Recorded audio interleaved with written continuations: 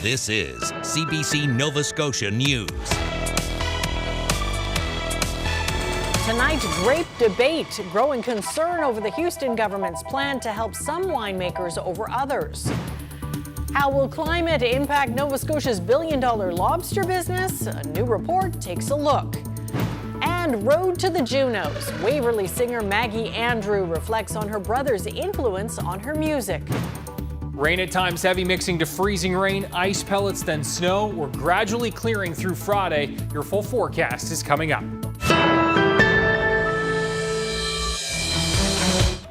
Good evening. A researcher is bolstering claims by Nova Scotia's wine industry that a new incentive program could do catastrophic damage to their business.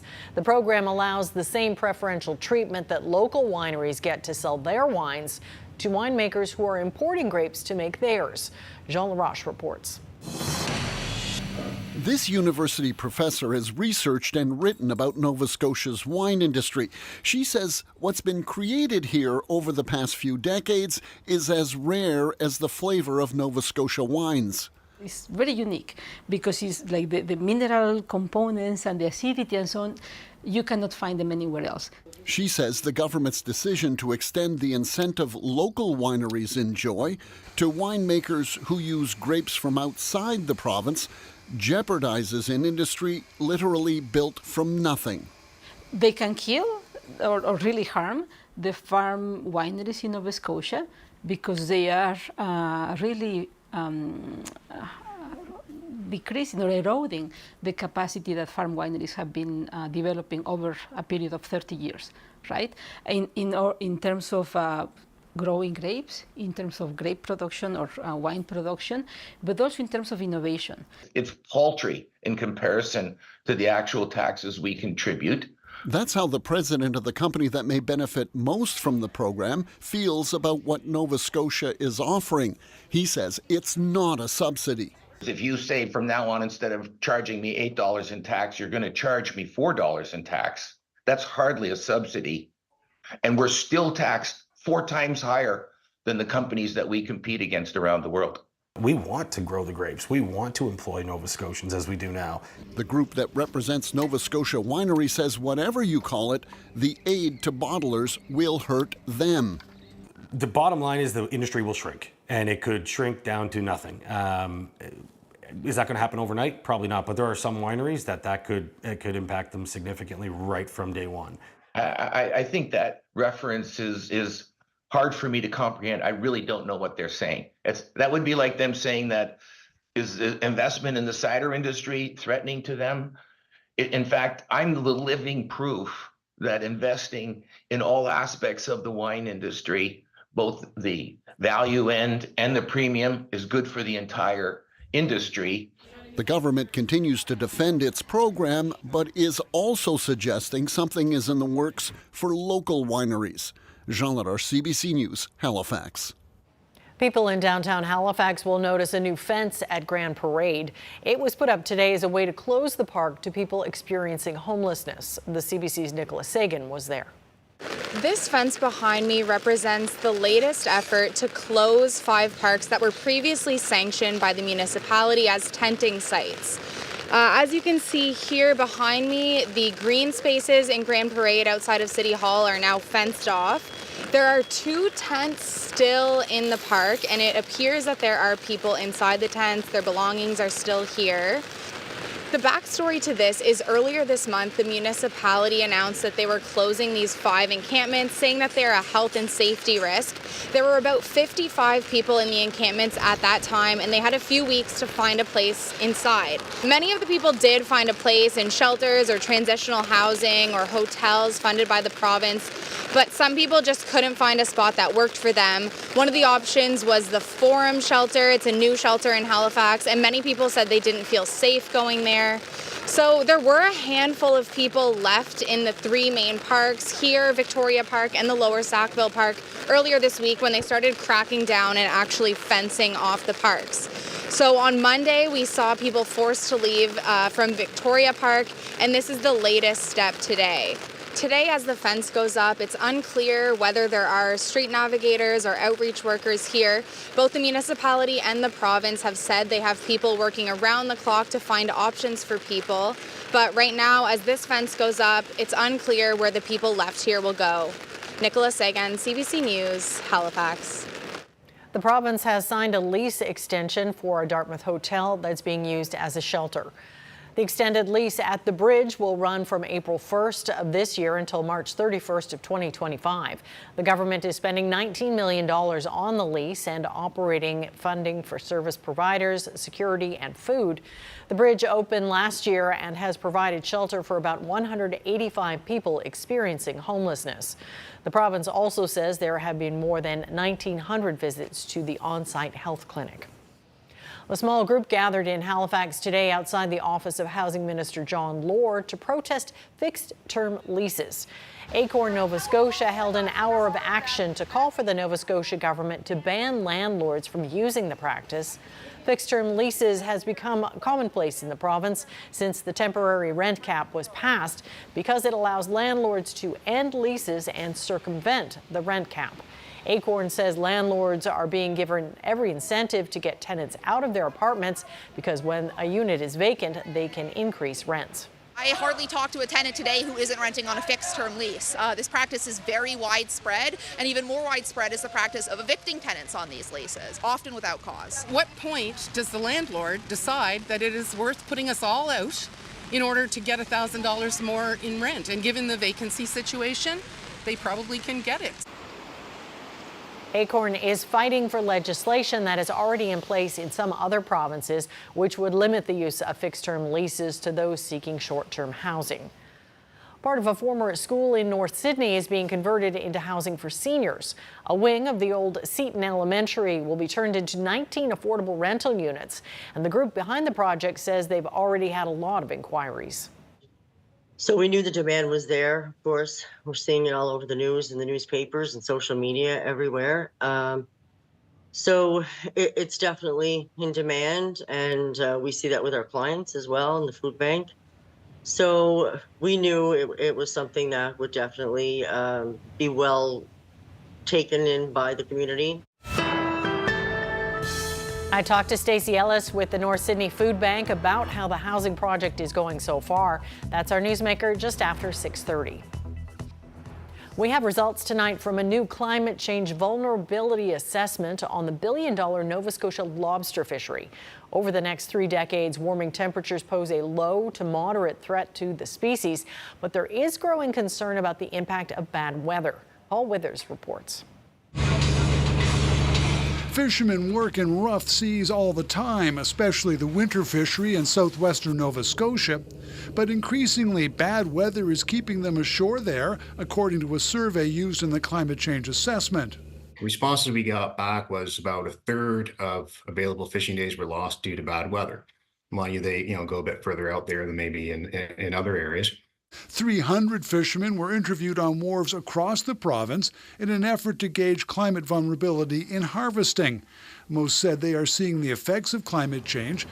In the 2 southwestern fishing areas, fishermen believe the days lost trend will continue.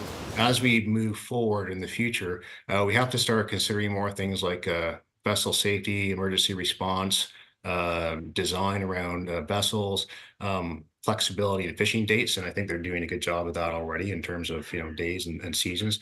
The provincial government agency also looked at expected ocean temperatures to 2055. One of the key takeaways, the effect on lobster in a warming scenario, is encouraging. Average temperatures, I would like to say, are still within the ranges that different life stages of lobsters can withstand. They're not going to be totally immune. In the Northumberland Strait, temperatures are expected to creep out of the optimal range for juveniles. The results are an average of each lobster fishing area, not necessarily reflective of all locations within the LFA.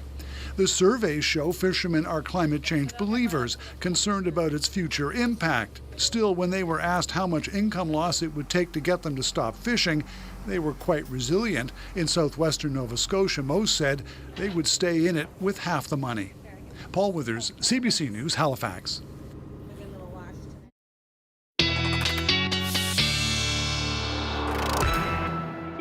All right, well, speaking of bad weather, it's a pretty soggy night out there, Ryan. What a welcome, right? Yeah, there you go. Yeah, for sure. Listen, it has been a brutal day for travel, even though the freezing rain has really not even occurred yet for most of the province anyway. I know it's underway in the north, but just a terrible day with the rain coming down at times heavy and the waterlogged roads. It has not been pretty out there. Freezing rain warnings in effect for northern Nova Scotia and a rainfall warning in effect for northern Nova Scotia and southern Nova Scotia. In fact, most of the province under that rainfall warning, also a lace wet wind warning in effect. Note the temperatures. They really tell the story, and you can see we are above the freezing mark for the south and starting to drop to and below the freezing mark for northern areas. And this is where we're going to start to see that freezing rain occurring as this rain pulls into that colder layer. Now, the good news is that as those temperatures are starting to drop, the heaviest rainfall is starting to migrate east. So this heavy rain likely won't be falling into that sub-freezing layer. We're going to be seeing lighter rain, but still, nonetheless, enough to ice things up. And again, we're already seeing that occurring in Colchester, Cumberland areas right now and across northern Cape Breton. So this model doing a pretty good job with where we are right now. And so I think doing a pretty good job with that, we'll run it forward. And you can see over the next 3 hours, this is where we're going to really drop below the freezing mark all through the valley and into the central areas of the province. And then finally, towards the late evening, we'll drop below the freezing mark for the Halifax metro area and down closer to the Atlantic coastline. And this is where we're going to be seeing these kind of bands of moisture tracking at least near shore, close enough that we could continue even into early Friday morning to be seeing some ice pellets, some freezing rain, and some snow. And it does look like it'll end with a little bit of light snow, perhaps enough to coat things up, especially right along the Atlantic coastline. By lunchtime tomorrow, we're done. We are looking at those northerly winds tomorrow. Those are going to be raw. Temperatures right near the freezing mark. Few onshore flurries lingering. Some sunny breaks in through the southwest. And then we will further clear as we move into the Saturday time period. And I know, given the mess that is, I've been kind of advertising Saturday, giving us a little carrot, some light at the end of the tunnel, and Saturday does still look pretty dynamite. We'll explain that in more detail with your 7-day coming up in just a few minutes. Yes, something to look forward to. For sure. All right, thanks, Ryan. Thank you. Halifax Councillor Pamela Lovelace is asking the province to create a new connection between two key highways. She says a road should go between Highway 103 near Upper Tantallon to Highway 101 at Mount Uniacke. That would ease congestion on the busy Hammonds Plains Road. Hundreds of residents used the road to escape the wildfire that spread through the area last spring. Lovelace says the connector would also allow an emergency egress for Westwood Hills, where the wildfire began. I really think that moving traffic throughout the entire municipality means taking what we already have, which is this pipeline road, and modernizing it, upgrading it, making it better so that traffic can flow through East Hants, HRM, down into Lunenburg County, up into Kings County, and so on and so forth. The province says a connector between the two highways is something the Joint Regional Transportation Agency should look into. Provincial legislation that would allow the town of Antigonish to merge with Antigonish County has gone through committee without change. The Law Amendments Committee has returned the bill to the legislature for future debate and final reading. The proposed merger has been controversial and resulted in a court challenge by a group of residents. But in December, the Nova Scotia Supreme Court ruled that both councils had the legal right to ask the province for permission to consolidate. That decision is being appealed. Many of the residents who were opposed to the consolidation told a legislature committee they wanted a chance to exercise their democratic right through a vote. Residents in the Cape Breton Regional Municipality are getting a break on their property taxes this year. Council has approved a budget with increased spending, but also with a lower tax rate. That's partly due to increased property values, but also because the province eliminated municipal taxes for housing and corrections. Also contributing to the lower rate was CBRM's decision to switch sewer services from a tax to a user pay system. Only one councillor voted against the new budget. We are 2 weeks away from Juno Week in Halifax. One local performer you can catch that week is Maggie Andrew. She is the Juno Wavemaker Ambassador for Halifax. 5 artists or groups selected from across the East Coast. She's also part of our new storytelling series called Key Moments. Maggie Andrew shared this story. Have a look. It was 15 minutes before my shift, and I wrote a song. I recorded it with my acoustic guitar into the voice notes app on my phone. I sent it to my brother. Right away, he responded to me and he told me, "You need to come out to LA and record this." Hey, I'm Maggie Andrew. I'm a singer-songwriter from Waverly, Nova Scotia, my hometown. I love it there. People often mistake me for being from Halifax, and I always correct them and tell them that I am from Waverly because I'm true to my roots. When I was 5, I met my brother Trevor for the very first time. I have 4 older brothers. I'm the only girl, and I'm the baby of the family. I remember he had given me a toy pop star headset microphone and some of my very first CDs, which were Tribe Called Quest and the Ramones. He was an Olympic snowboarder, an artist, designer, painter, everything in between, and I thought my brother was so cool. I wanted to grow up and be just like him. When I want to tell this story, I just want to remember about how integral Trevor was when I was young, especially the very first time that we met, because that was such a core memory, and especially now, seeing him have his own kids and him talking about core memories, he made a lot of those for me. And when I got my first acoustic guitar, when I was working at Tim Hortons, living in an ex-boyfriend's mom's basement, flying out to LA and dropping out of university, figuring everything out, staying with my brother, and him helping me figure things out along the way, and going to the studio for the very first time. Happened to be with my brother and Yeti Beats.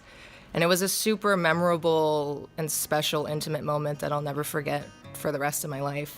Then, just staying out there, connecting with people, connecting with my brother in a way that I was never able to growing up because he was long gone, moved out. And because of his influence, I've been able to succeed, and I believe in myself because of him.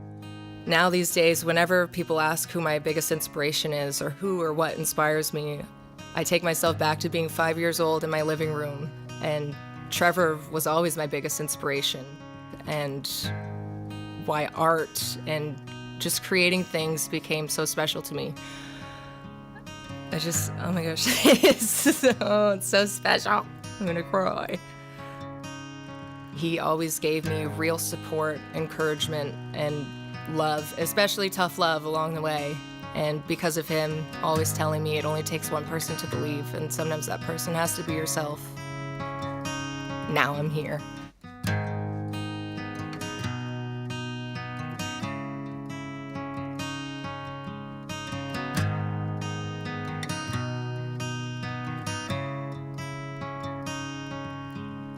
I mean to myself so that no one else can do it. And I suck at making choices, and I feel like no one listens. Overthinking everything, I get too scared to say anything. My mind is always moving 1,000 thoughts a second. I don't want you to feel bad for me. I've been doing this on my own. It's not like I want you to leave. Just got comfortable being alone. Don't leave me alone. Oh, don't leave me alone. That's Maggie Andrew with her song Survival Mode. Carlton Stone was on guitar. Maggie is performing during Juno Week on March 22nd at 6 p.m. You can catch her at the Juno Block Party. That's at the Foundation North parking lot next to Waterfront Warehouse. Coming up, a suspect has been arrested and charged after 6 people were murdered in Ottawa last night. The victims include 2 adults and 4 children. Love at first sight. A PEI woman shares her story of finding her new service dog at a Nova Scotia SPCA. Yep, raining out there. Ryan is up next with his weather forecast. We'll see you in a bit.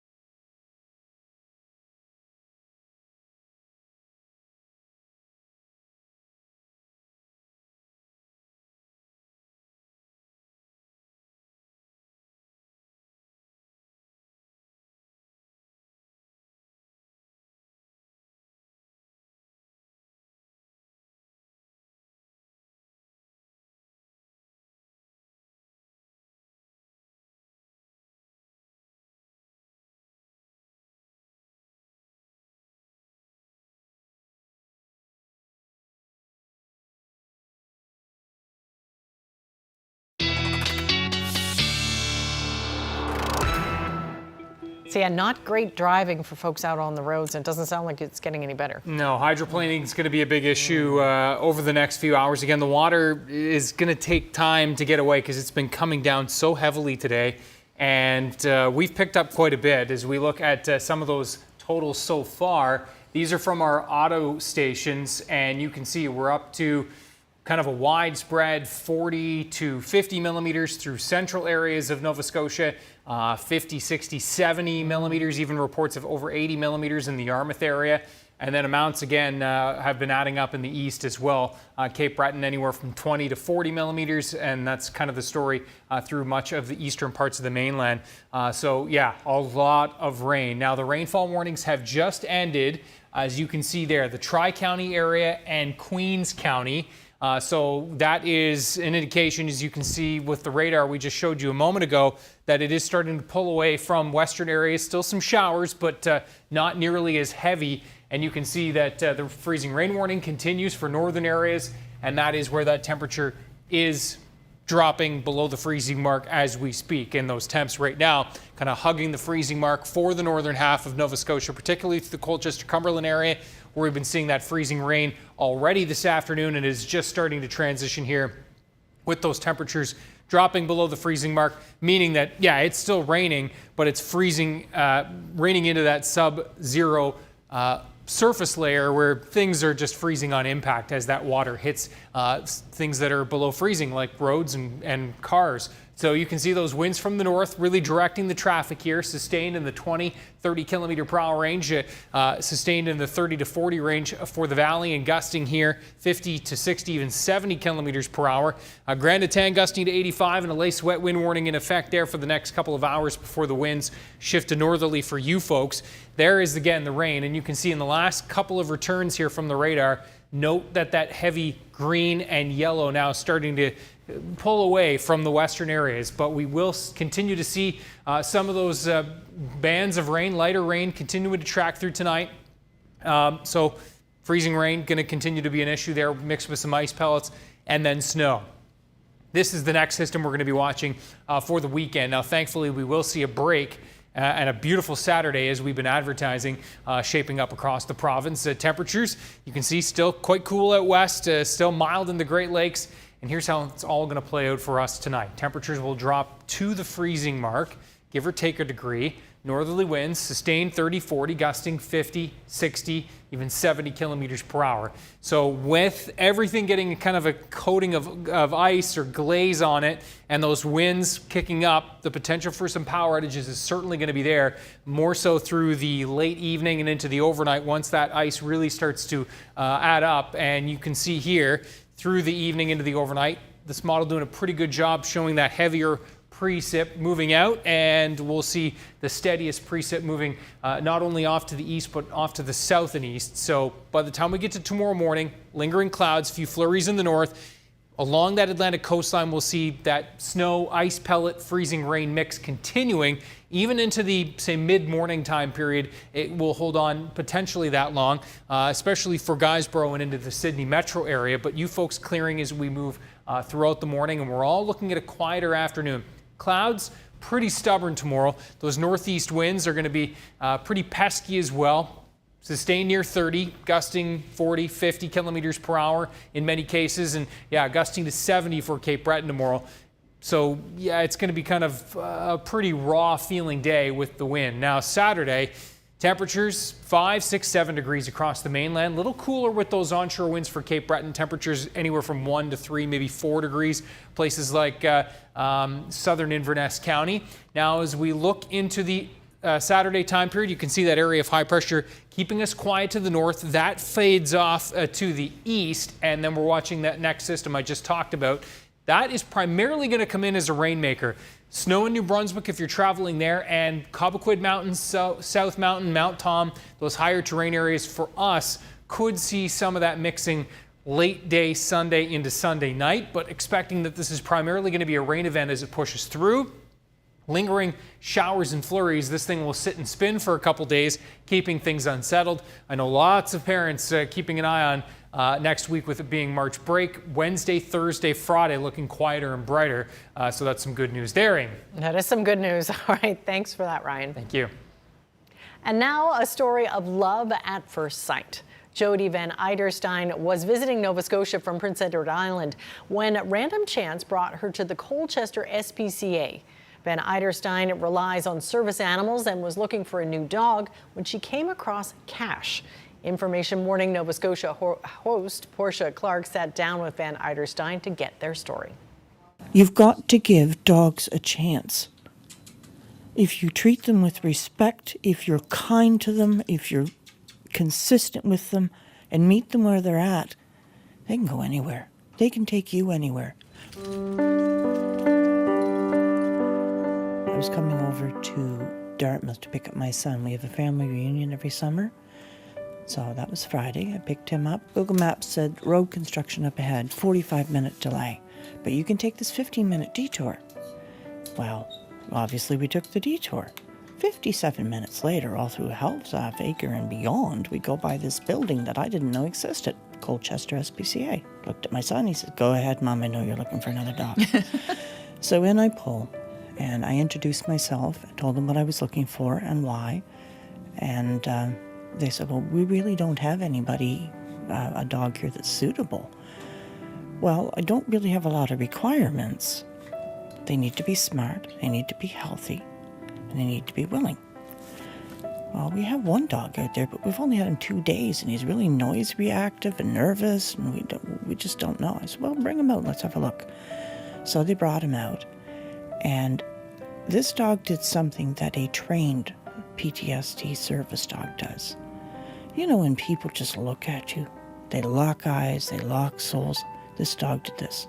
Right away? Right away. He walked over, he leaned up against my leg, he put his paw on top of my foot, something that I trained Sunshine to do because I get panic attacks and this really helps.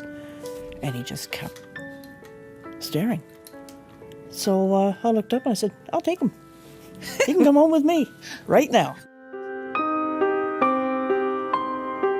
People might be surprised to hear that a rescue dog could be turned into or was naturally a service dog, but do you have to do further certification or was there more training required? When he first came home, he knew nothing. He pulled like a freight train. He wasn't house trained. He wasn't crate trained. Oh. I homestead. I have chickens, ducks, geese, turkeys, pheasants, quail, and that. He thought my poultry were chicken dinners on the hoff. He doesn't now. So he had to basically learn everything. And because of his the blanks in his history and some things that I've noticed because I do have some experience, somebody in his past was not good to him. So to take him from where he was, it was a year and August 15th that he came home, to where he is now. He's an exceptionally phenomenal dog. So what road have you been on with Cash here? I mean, what things does Cash help you with? He is primarily, at this point, PTSD and anxiety. He's trained to balance and counterbalance. He's trained, if I say, take me to the door, or take me to the seat, or take me to my bed, or to find things. Where's this? Find that. He will go and do that. He loves opening doors.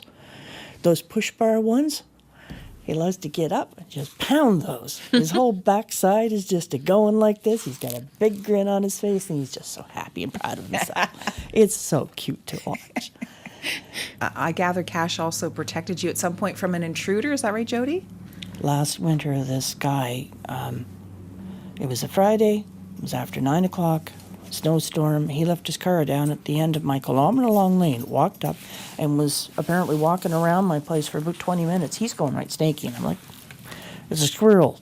It's nothing." And next thing I know, but he's pounding on my door. And he tried to force his way in. And if Cash hadn't been there, maybe I wouldn't be here. What did this Cash, guy? Yeah, what did Cash do? Cash put his body between this guy and me, and he backed the guy off. Mm-hmm. At no time did Cash growl or threaten him. He just locked eyes and said, "You know, this is as far as you go, buddy." Because every time the fellow was trying to push his way in, my dog just took his body and pushed the fellow out the door. It sounds like you have, 1,000 reasons already to be grateful for meeting Cash and Truro at the I am grateful every SPCA. breath, every moment. He is a godsend. Without my service animals, I don't go anywhere. Not because I just choose to sit home, but because a service dog mitigates the conditions that make life far more challenging than the average person even thinks about. So, what difference if they've got some issues? Don't we all? We're all broken in our own unique ways, but that doesn't make us any less valuable. We all need a chance. It was meant to be. Well, up next, I'll talk with Stacey Ellis, General Manager of the North Sydney Food Bank, and I'll ask about their plans to turn part of an old elementary school into affordable housing for seniors. That's our newsmaker. Stay with us. You're watching CBC Nova Scotia News.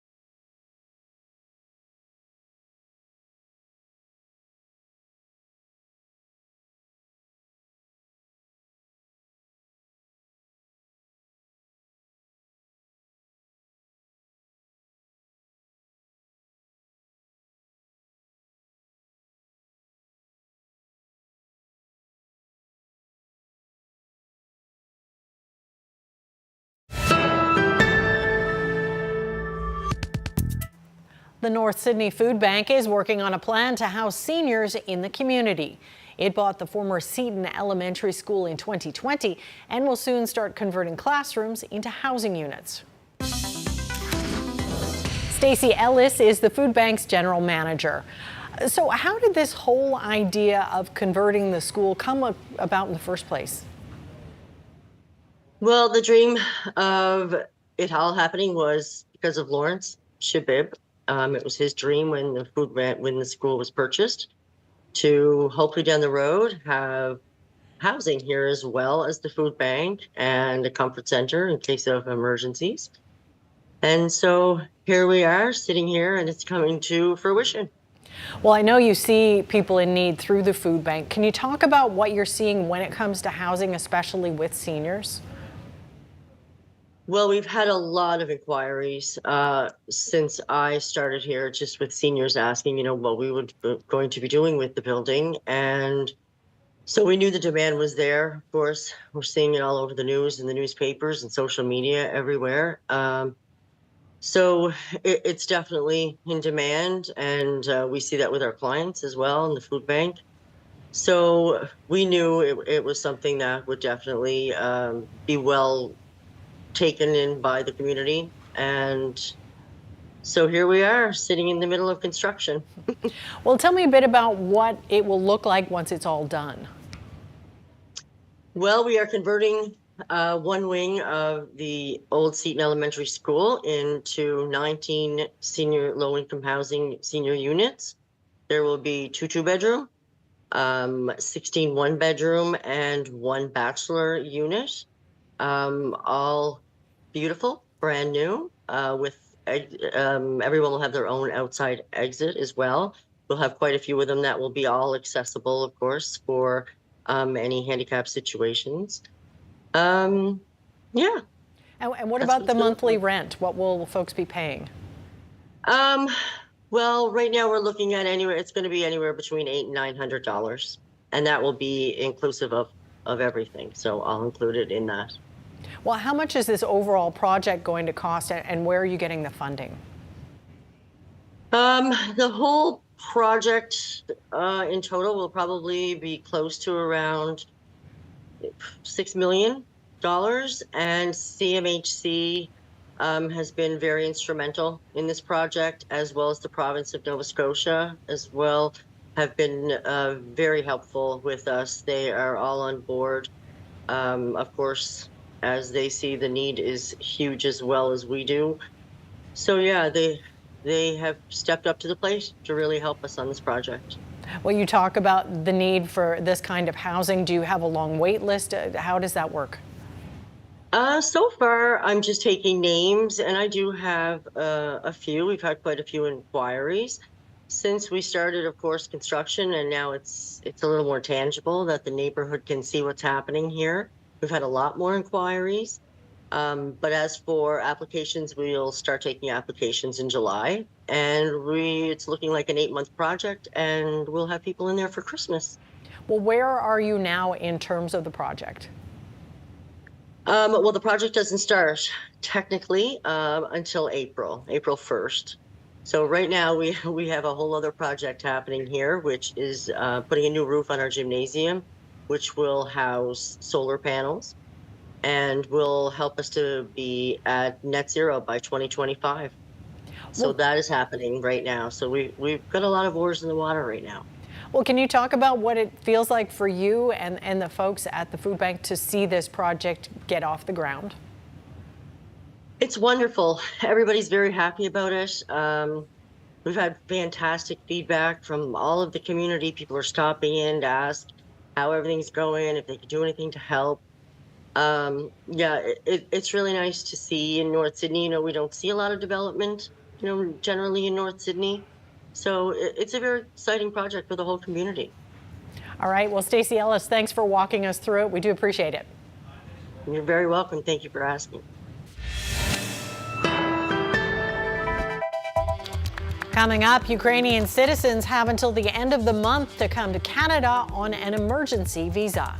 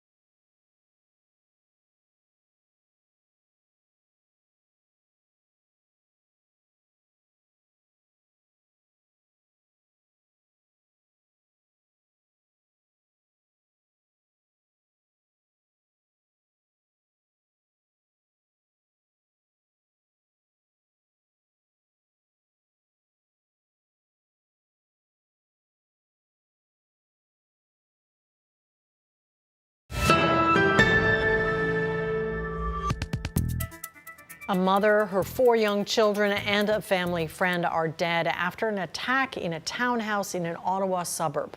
The oldest child was just 7 years old, and the youngest was under 3 months. A 19-year-old man is now facing first-degree murder and attempted murder charges. Nicole Williams has more. A normally quiet suburban neighborhood in the city's south end, now dealing with a nightmare. I saw a guy was sitting on the driveway and yelling, and so the police came, and then they took him away. And then after that, so many police cars and ambulances were around. 25 police cars were there. Police found 6 people dead in this townhouse just before 11 last night. Newcomers to Canada, all from Sri Lanka. 35-year-old Darshani Delanthaka Aikanayake and her 4 young children, all between the ages of 7 and just 2 months old. This one will undoubtedly weigh on the hearts of everyone for a long time. The other victim, a 40-year-old man living with the family. The only survivor, Aikanayake's husband, who went to hospital with injuries. He's in serious but stable condition. I can only imagine how difficult it is to witness such a terrible tragedy, and our emergency personnel deserve our support and gratitude for their work. Police quickly arrested 19-year-old Fabrio de Zoisa, who appeared in court this afternoon, charged with 6 counts of first-degree murder and 1 count of attempted murder. Police say he was an international student, new to Canada, also from Sri Lanka, living with the family. Police say he used an edged weapon to kill the victims. Our investigators and forensic teams are working very hard to determine all of the facts and ensure justice is done. As the investigation continues, the community now coming to grips with the horror of what happened. Well, I'm obviously in shock, and I can't explain it. It's tough. Did you know them? No, I didn't, but I'm seeing it, seeing the guys in their white suits and everything. It's more real now. A memorial has been set up nearby so that neighbors can pay their respects. Police are asking people to stay away from the scene while they conduct their investigation. Nicole Williams, CBC News, Ottawa. Authorities have revealed the names of the 5 Canadians who died in a plane crash in Nashville earlier this week. They were all members of a family that lived in King Township, about 50 kilometers north of Toronto. The victims included Victor Dutsenko, who was the pilot, his wife Rima, and their 3 children, David, Adam, and Emma. The children ranged in age from 12 to 7. The mayor of King Township described the incident as a devastating loss for the tight-knit community. The family's single-engine plane crashed and burned into flames near downtown Nashville Monday night. Shortly before the crash, Dotsenko told air traffic controllers his engine had shut down. He said the plane was too low and too far from the runway that had been cleared for him. The Transportation Safety Board of Canada has assigned a representative to help U.S. investigators look into the crash. More troubling information about the ongoing humanitarian crisis in Gaza is coming to light. A study commissioned by the UK government found that damage to the territory's healthcare system is so extreme that even an immediate ceasefire would take months to remedy the current situation. Margaret Evans has more, but first a warning that some of the images are disturbing. The struggle to survive turns on many levels in Gaza. Here, in a Deir al-Balah health clinic, dialysis machines separate toxins from the systems of patients whose kidneys no longer can. But the treatments are cut short due to lack of water, and they can't stop the war outside, bleeding through the lives of so many Gazans. This woman tells a freelance videographer working for CBC News that she lost 4 children when her house was bombed. Outside, desperation on the ground is driving desperate measures from the sky. Airdrops from Jordan, Egypt, the United States. Britain's foreign minister says he knows it's not enough. If we want to avoid famine, if we want to avoid disease, if we want to help people in Gaza, we need 500 trucks a day. Israel's Prime Minister Benjamin Netanyahu says to agree to a ceasefire would be to allow the Hamas militants who killed some 1,200 Israelis on October 7th to win and to abandon the hostages they still hold. A recent report commissioned by the British Foreign Office warns that Gaza's healthcare system is so ravaged that even with an immediate ceasefire, thousands of excess deaths would continue in Gaza for months. And if the trajectory stays the same in terms of how much food people are getting, then our models project that the rates of acute malnutrition in children particularly would skyrocket and become really catastrophic. The study looked not just at acute trauma, but at disease and underlying health issues no longer treatable because of the war. Hada Al-Shafi was diagnosed with breast cancer in 2019 and was treated at the one specialist hospital in Gaza. No longer there. May God support my kids, she says. I want to see them succeed, see my daughters get married. Margaret Evans, CBC News, Jerusalem. March 31st is an important day for Ukrainian citizens. They have until the end of the month to come to Canada on an emergency visa. And those who are already here have until that day to file paperwork extending their stay for 3 years. Georgie Smythe has more. Thank you. A new life in Canada begins with paperwork. Bye, have a good day. The emergency visa program that brought more than 200,000 Ukrainians to Canada is ending this month.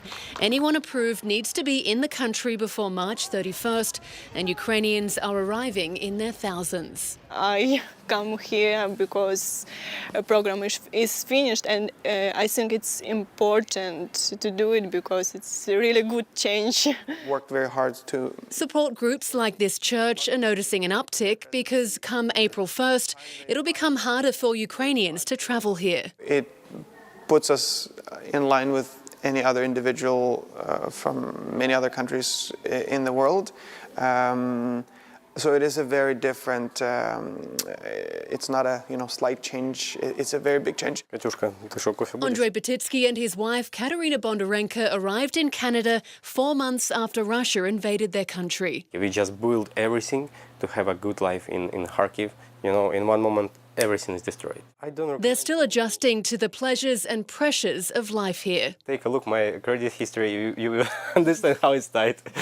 Yeah, it's really tight. I'm a makeup artist. Working several jobs while trying to extend their visa for another 3 years. I will try to apply for a PR card because, when you have a permanent resident status in Canada, it looks like you are human. Some Ukrainians have an easier path to permanent residency if a member of their family is already a citizen. Immigration lawyers say for most, options to stay longer are limited. You just have to be mindful that there is always a chance that after 5 years or 6 years in Canada, you might have to go home. Yeah. For this young couple, it's a possibility difficult to imagine as war grinds on. Georgie Smythe, CBC News, Vancouver.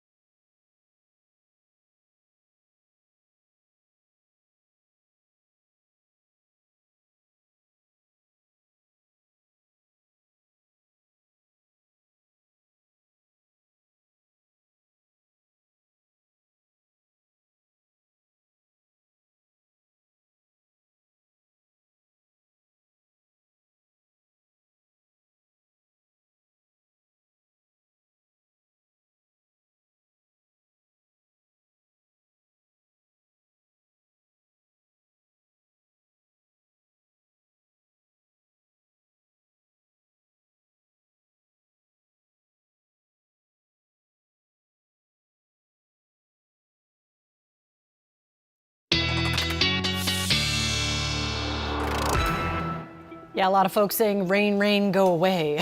We've had enough of it. It's all the cliches today, and we're going to start with another one with this viewer picture of the day. Great day for a duck. That's true. And it was indeed. And have a look at this picture from the Halifax area. In fact, Dartmouth, to be exact. And this picture here. They're liking it, aren't they? John Earl, yes. A great day indeed for the mallards. Somebody's happy. Yeah, that's right.